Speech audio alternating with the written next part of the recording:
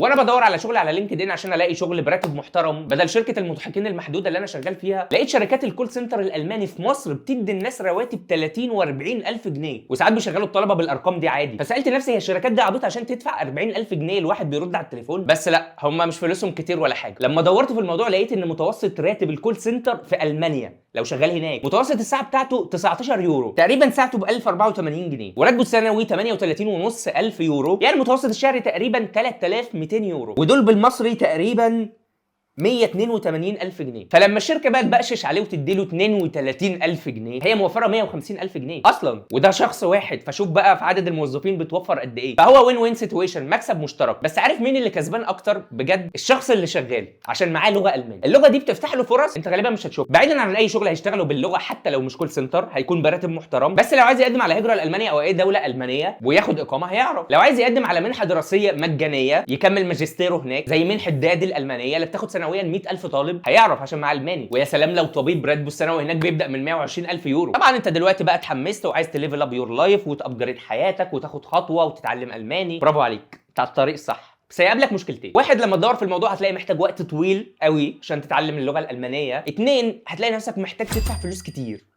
قوي قوي. انا بقى لقيت لك مكان محقق المعادله الصعبه في الموضوع ده. هتاخد معاهم كورس A1 و A2 اكاديمي وكورس محادثه في 4 شهور ونص.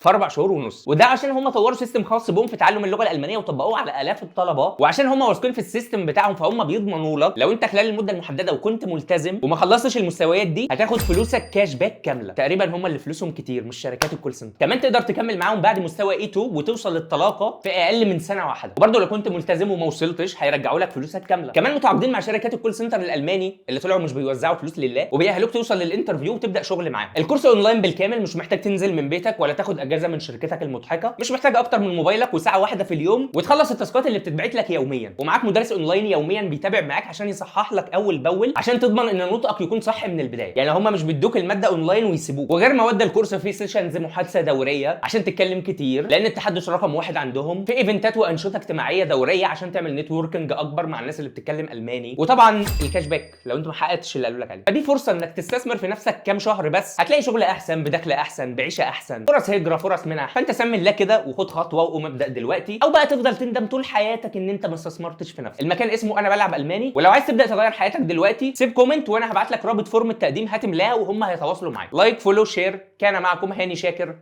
حسن شحاته.